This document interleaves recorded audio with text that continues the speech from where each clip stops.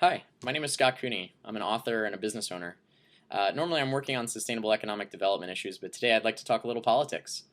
I think I might have finally hit my limit when Michelle Bachmann, the nutjob extraordinaire, won the Iowa straw poll. She won, I think pundits said she won because she was the most extreme candidate, most relentlessly criticizing President Obama and really railing against regulations and taxes and the government and all those things that the Tea Partiers listen to. And I think at that point it got me thinking, how is anyone still buying this Tea Party bullshit? Their arguments make no sense. Let's go into them. So let's take their main complaint, deficit spending. Totally Obama's fault, right? Only left-leaning politicians can run up deficits, right? Well, thanks to this color-coded graphic, you can clearly see that the federal deficit is neither a red nor a blue issue. Actually, now that I look at it, it is clearly a red and blue issue. The last 4 Republican presidents have overseen an increase in gross federal debt as a percentage of GDP. The last 5 Democrats before President Obama have seen a decrease in that figure. The federal deficit when Ronald Reagan took over was about $1 trillion. This was 1981. He oversaw just about a tripling of the deficit. If you read into the details and you read Colin Powell's autobiography, just for one example, Colin Powell talks about when he was in the military at the time, President Reagan used to take their budgets that they would send in and say, go back to the drawing board, spend more money, spend more on the military, economic development. President Reagan wasn't the first to do borrow and spend economics, but he definitely was the first to make it an art form and make the American people love it.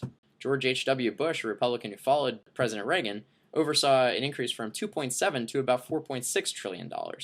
President George W. Bush oversaw a deficit spending from the very first moment he took over, despite the fact that he inherited a surplus from Bill Clinton. But at least the Tea Party is not just a rebranded Republican Party, right? They're totally independent. They were protesting in the streets during the Bush administration about deficit spending every single day. Rah! Oh, wait a minute. No, they actually never did that. Not once, not one day of protest. The Tea Party's monumental and totally nonpartisan concern over the deficit only miraculously appeared in 2009 when President Obama became president. No coincidence there, for sure. So the next time you see a Tea Partier breaking something or yelling something in a mildly coherent fashion, ask him or her why they didn't care when Bush II, Reagan, or Ford were running up deficits. The second main argument of the Tea Party is that government is too big. Regulations, oh, the government monkey, it's on our backs, get it off, whine, whine, whine. Look, I'm a business owner, I get it. I have an MBA. Regulations can make running a business slightly less efficient, okay?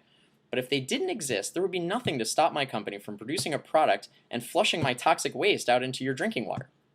So every time you flip open your tap and you open your faucet, I'd like you to think about how regulations are actually keeping that stuff coming out the bottom, water, that you can actually drink. What about food safety? If there were no regulations, every bite of food you ever eat could kill you. Sure, the company who killed you would face some bad PR over it, but it doesn't change the fact that you'd be dead, or that you'd be living in perpetual fear of every single bite of food you ever take, until you die from eating tainted beef. Seriously, what kind of life do these people want? No government means anarchy, and that's no way to live. So let me just give you one quick example of where a lack of regulations is actually killing us. Factory farms in the United States are able to put 24.6 million pounds of antibiotics non-therapeutically into their operations every year just to keep animals alive in these super inhumane, totally grotesque, unhealthy, unsanitary conditions that are breeding grounds for bacteria and viruses. So how else do you think a burger can cost 99 cents? So in comparison, only 3 million pounds of antibiotics are actually used to treat people with infections in the United States every year. That's about 12% the amount used non-therapeutically on factory farmed animals. So what's the big deal? That's the free market, right? The problem is that use of antibiotics creates antibiotic-resistant bacteria. This is what is classically referred to as an externality. It's a cost that's borne by us that should be borne by that company. See that picture on the bottom right? That's actually my knee. 2 years ago, I got a MRSA infection. MRSA stands for methicillin-resistant Staphylococcus aureus. It's one of the many superbugs that our healthcare workers across the United States are fighting every single day. And infections like this are incredibly common. MRSA is regularly found in gyms, in offices, on buses, restaurants, you name it. It's pretty much everywhere. It was so bad, my infection, that I couldn't actually walk, and I had to have 2 minor surgeries to clear the infection, plus go on an intensely powerful antibiotic that wreaked havoc on my digestive tract. But at least the factory farms paid for it, right? Yeah, not! It ended up costing me about $3,000 when all was said and done. Why, again, I am subsidizing factory farms, unsustainable, unhealthy businesses? Oh, right, because there's no regulations against this kind of abuse in the United States. The European Union banned this practice many years ago.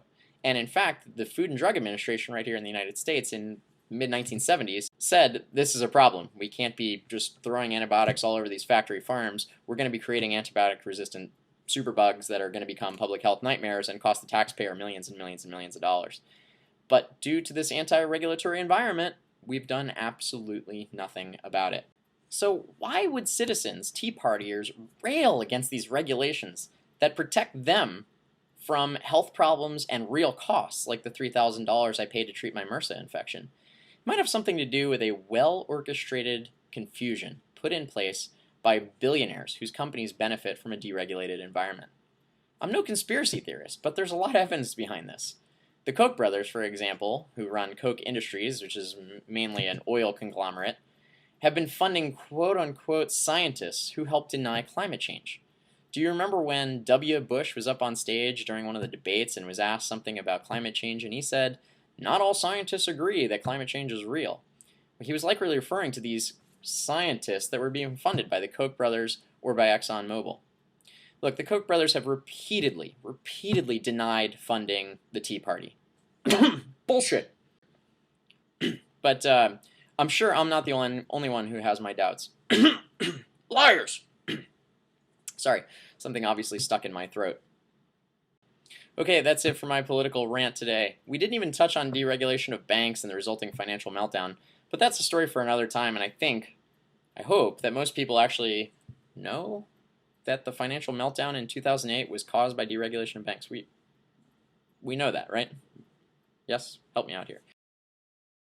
And I want to make very clear that I have absolutely nothing against anyone who's in the Tea Party. What I have something against is billionaires funding a grassroots movement and really confusing a lot of people and making them rail against their own best interests when it really comes down to it. We just think at greenbusinessowner.com, we just think that there's a better way. Instead of railing against this stuff so that we can maintain some grip on an old economy that really needs to go away, we think that there's a much better way. Sustainable economic development is the way of the future, whether the Koch brothers and ExxonMobil want to admit it or not. And I'd love to see citizens rallying around that. And that's why we made this video. If you want to see more, this article is on our website, greenbusinessowner.com. You just type in greenbusinessowner.com/teaparty.htm. You should get there. If you can't find it that way, just go to the search box in the bottom left corner and search for Tea Party. If our website is down when you go there, you can assume that we were hacked by somebody who didn't like this video. Here's to hope for 2012, and please, dear God, a return to sanity in our country.